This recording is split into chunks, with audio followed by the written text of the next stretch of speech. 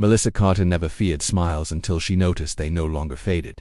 It began on a crowded train, when a man in a suit locked eyes with her and stretched his lips into a grin so wide it looked like his skin might tear.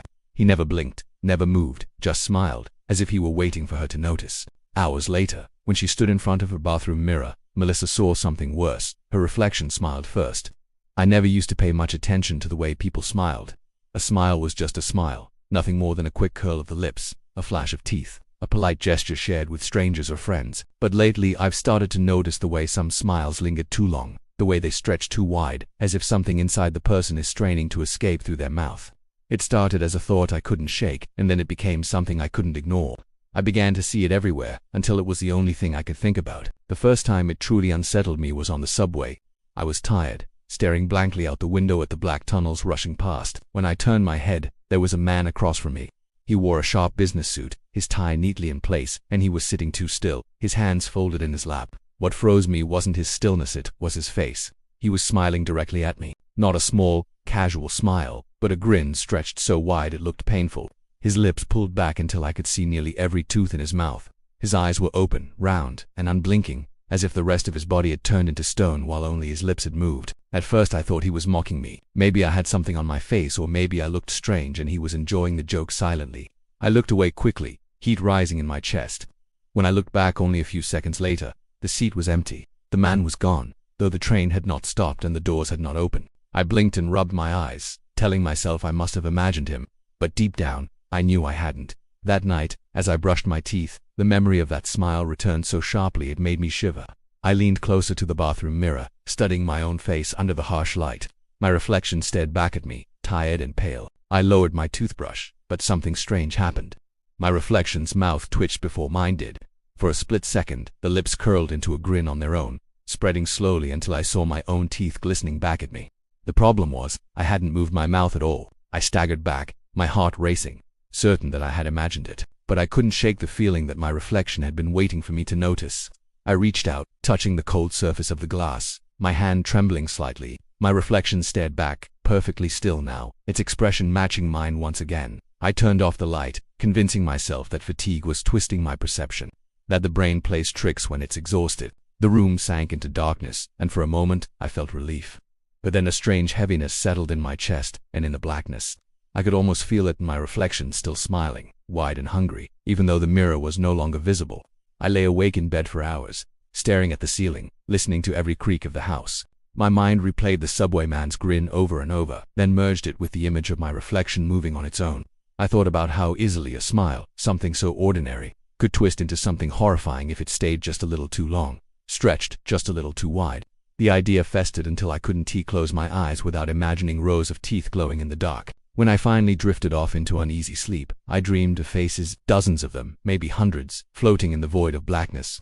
They all smiled at me, their mouths open too far, their lips tearing at the corners as if forced apart by invisible hands. None of the eyes blinked, none of the mouths spoke. They only stared at me and smiled. I woke with a gasp, my throat dry, the sheets twisted tightly around my body.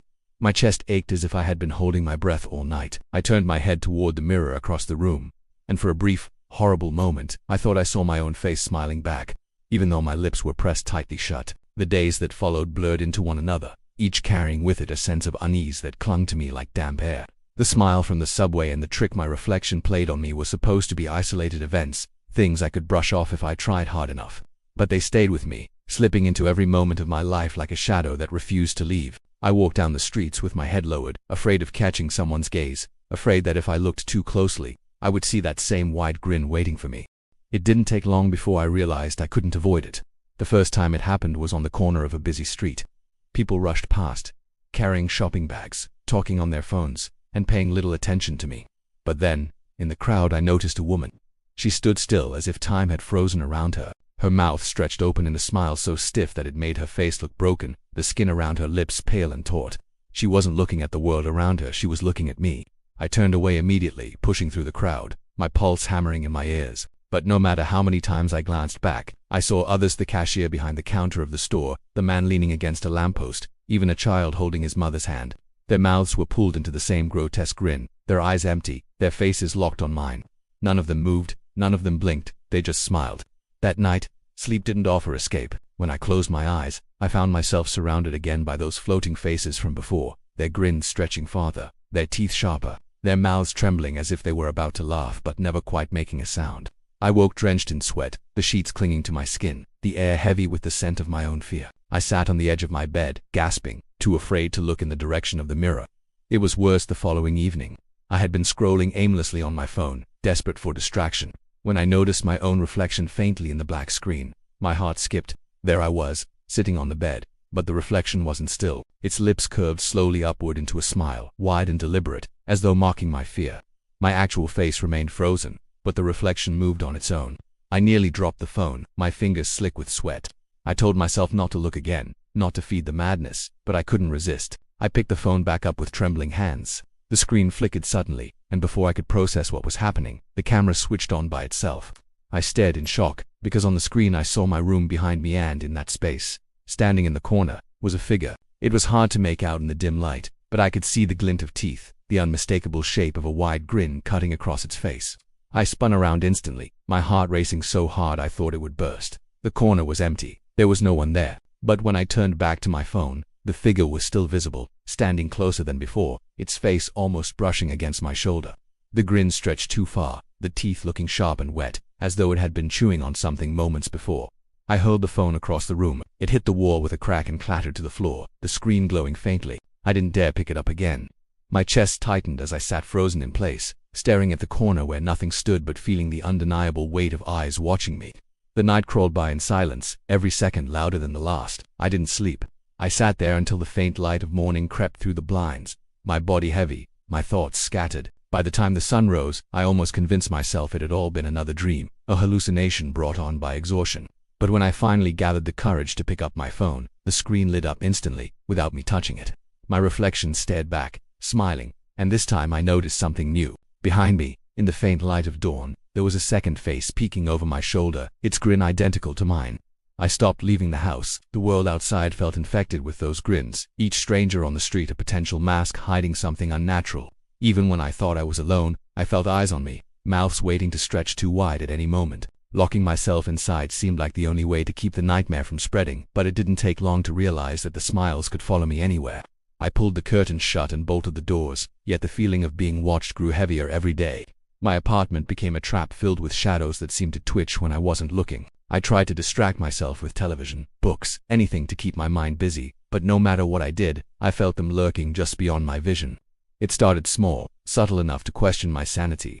Photographs on my wall showed people with strange smirks, though I swore their expressions had been neutral before. At first I blamed memory. Maybe I was misremembering. Maybe fear was twisting the past to fit the present. But then I found an old family album tucked away in a drawer. My hands shook as I flipped through it. Page after page, the familiar faces of people I loved, my mother, my brother, my cousins, had changed. Every single one of them now smiled at me with that same grotesque grin, their lips stretched back too far, their eyes dull and lifeless. Some of the smiles tore the faces apart, as though the pictures couldn't contain them. I ripped the photos to shreds, desperate to erase them.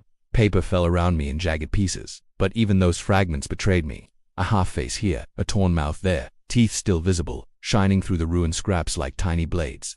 I swept the pieces into a pile, shoved them into the trash, and slammed the lid shut. But I couldn't shake the thought that the smiles would still be waiting for me if I looked again.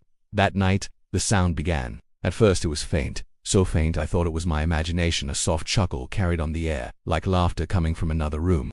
I pressed my ear against the wall, but there was nothing on the other side. The sound didn't belong to my neighbors. It belonged to something else. The laughter grew stronger as the hours passed, crawling under the door, seeping into the cracks of the floorboards. It wasn't real laughter. It had no warmth, no joy. It was dry, hollow, like someone imitating a sound they didn't truly understand. It scraped against my nerves until my skin crawled. I pressed my hands over my ears, rocking back and forth, whispering to myself that it wasn't real. But the chuckles only grew louder, closer, as though the voices were gathering just outside my room. I don't remember falling asleep, but when I opened my eyes, the silence was worse. I lay in bed, too afraid to move, staring at the door. That's when I saw it. The knob turned slowly, and the door creaked open, though I knew I had locked it. My breath caught in my throat as a shadow leaned inside. At first it was just darkness, a shape barely formed. But when the moonlight slipped through the blinds, the figure became clear. It was me, my own body, standing in the doorway, my own face, pale and still. But the smile, it was wider than anything I had ever seen before, ripping my mouth open into an expression that didn't belong to me. The teeth shone in the dim light, sharper than they should have been, glistening as if wet. I couldn't move. My chest felt heavy, my limbs frozen, as I watched myself step closer. The smile never faltered, not for a second. It didn't blink, didn't breathe. It just grinned, every step carrying it nearer until I could feel the chill of its presence at the foot of my bed. I shut my eyes, tears burning against my eyelids, wishing for the nightmare to break, for morning to come, for anything to pull me away. But the image was burned into my mind, the vision of myself standing in the darkness, smiling as though it had been waiting for this moment all along. When I opened my eyes again, the room was empty. The door stood wide open, swinging slightly as though someone had just passed through. My body was drenched in sweat, my heart hammering so hard it felt like it would burst. I wanted to believe it was a dream, but on the floor by the door, I saw faint stains, dark and wet, seeping into the carpet. The smell that rose from them was unmistakable iron rot, something alive and decaying at the same time. I don't remember how long it stood at the foot of my bed that night. I don't remember if it ever touched me, or if it just lingered, letting its grin spread wider and wider until the corners of its mouth began to tear. What I do remember is the sound of wet, faint ripping, like paper being pulled apart too slowly. When I forced myself to look in the morning, the stains on the carpet proved it wasn't just a nightmare. The marks were dark, almost black in the early light, and they smelled sharp, metallic, unmistakably of blood. From that moment on, nothing inside my home felt like mine anymore. The mirrors refused to obey me. Whenever I walked past them, I would catch my reflection moving a second too late or holding onto a smile I hadn't made. Sometimes it looked directly at me even when I turned my head, its eyes following me with that same frozen delight. The glass felt alive, not reflective, as if something stood just behind the surface, waiting for me to let my guard down. I tried to cover them, sheets, towels, anything I could find, but even then I could see faint outlines pressing against the fabric from beneath, grins stretching through the material, teeth visible as shadows. The longer I stared, the more the shapes seemed to move, pressing harder against the cloth like they were trying to claw their way out. I stopped going near the mirrors at all. That's when the pain started. My jaw began to ache constantly, a dull, throbbing pressure that made chewing almost unbearable. At first I thought I was grinding my teeth in my sleep, but soon it became something else entirely. It felt like invisible hands were pressing against the inside of my cheeks, forcing my mouth open inch by inch. Sometimes, without realizing it, I would catch myself smiling in the dark, lips stretched back until the skin at the corners burned. It wasn't voluntary. My face moved on its own. The worst night was when I woke to find myself standing in front of the bathroom mirror. I don't remember walking there. I don't remember opening my eyes, but when I came to, my body was frozen, my bare feet planted on the cold tile, my face inches from the glass. My reflection was smiling with lips so wide that the skin had split, little red cracks spilling down its chin. I wasn't smiling, not until I realized my own muscles were slowly catching up to the reflection, pulling my lips back in painful unison. I tried to fight it, tried to close my mouth, but my jaw resisted me, trembling as if something stronger held it open. My gums bled from the strain, and when I finally broke free, I collapsed onto the floor, clutching my face in both hands, sobbing without sound. My reflection didn't collapse. It stayed standing, smiling down at me with blood-streaked teeth. Since then, sleep has been impossible. Every time I shut my eyes, I hear the sound of laughter again. It doesn't echo through the walls anymore. Now it comes from inside me, low and rattling, vibrating through my chest as though another voice has found a home in my lungs. I press my hands against my ears, but the laughter is always louder than the silence. This morning I woke with the taste of iron thick on my tongue. My mouth stung as if I had chewed on glass. When I staggered into the bathroom, I opened my lips to see deep, ragged bite marks carved into the sides of my tongue. They weren't clean like accidental nips. They looked deliberate, vicious. My reflection grinned back at me with crimson teeth, its jaw moving slightly, opening and closing as though savoring the taste. The floor near the sink was wet with something dark, and when I bent to wipe it away, the smell nearly made me gag. It wasn't just blood. It was rot, something spoiled and ancient, seeping up from the cracks in the tile. I dropped the towel and backed away, trembling so badly I nearly fell. My hands shake as I write this now, but the truth is sinking in deeper every second. The smiles aren't just around me. They're inside me, creeping through my skin, tightening their grip on my mouth. The aches in my jaw grow sharper each day, the corners of my lips tearing more easily whenever I lose control. I can't stop it anymore. Soon, I think, I won't even need a mirror to see myself smiling. The laughter never leaves me now. It follows me from the moment I open my eyes to the second I try to close them. It doesn't matter if I'm awake, if I'm exhausted, if I press my hands so tightly over my ears that my palms bruise, the sound crawls through me, vibrating in my bones. It has no source anymore. It isn't behind the walls, and it isn't in my chest. It feels like it's in the air itself, as if the world around me has learned how to laugh, and it will never stop. My face aches constantly. Every muscle burns, every tendon screams, as if I've been holding a smile for days without rest. Sometimes I wake in the middle of the night and feel the corners of my mouth split open slightly, the skin tearing raw. I don't know if I've been smiling in my sleep or if something else has been moving my face while I am unconscious. My jaw cracks when I yawn, the bone straining, bending, as though it's reshaping itself. I can't eat without pain. I can't drink without tasting blood. I tried to destroy the mirrors once and for all. I took a hammer to the bathroom glass, shattering it into dozens of pieces. For a moment, I thought I had one, but then I realized what I had done. Every fragment still reflected me, and in each tiny shard my face was smiling. Dozens of me, all grinning up from the floor, their teeth white and gleaming under the bathroom light. Some fragments showed more than just my face. In some, I saw others' faces that weren't mine, watching from strange angles, their mouths open wider than any human could manage. I swept the pieces into a bag, sealed it, and shoved it into the trash chute, but I knew it was useless. Once something has seen you, it never looks away. The reflections didn't stop. They began showing up in places where no glass existed. On the surface of the water in the sink, on the screen of my phone even when it was turned off, in the black shine of my doorknob at night. The faces were everywhere, stretched smiles pressed against every surface. When I blinked, they would lean closer. When I turned away, they seemed to multiply. I don't know how long I've been awake. Days, maybe weeks. Time doesn't feel real anymore. The curtains stay closed, but I can sense the daylight bleeding through. Sometimes the light flickers unnaturally, as if the sun itself is grinning down on me. My apartment smells of iron now, a thick, choking scent that seeps from the carpet and clings to my skin. I try to scrub it off, but the stench lingers, stronger with every passing hour. Tonight, something is different. The laughter is louder than ever, but it no longer feels like it's coming from outside me. It's inside my skull, rattling against the back of my teeth, filling my head until I feel like it will split apart. My lips are moving on their own now. I can feel them twitching upward even as I try to hold them down. My cheeks tremble, my jaw strains, and my body feels like a puppet pulled by invisible strings. I went to the mirror again, even though I swore I never would. I needed to see what I was becoming.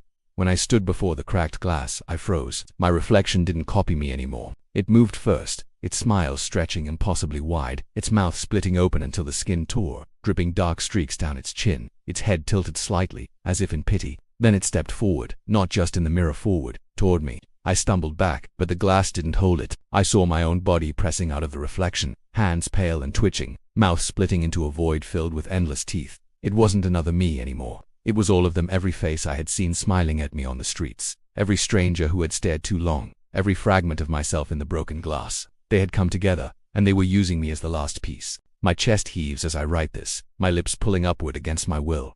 I can't stop smiling now. My jaw is wide open, the corners of my mouth torn and wet, but it doesn't hurt anymore. It feels natural, almost easy, like I've been waiting my whole life to wear this grin. I can feel something pushing forward from inside, something clawing its way up my throat, eager to crawl through my mouth and join the others. I don't think I'm alone anymore. I think I never was. They've been with me all along, waiting for the right moment. If you're reading this, I beg you don't look in the mirror. Don't look at your phone screen. Don't look at any reflection at all, because if it smiles before you do, it's already too late.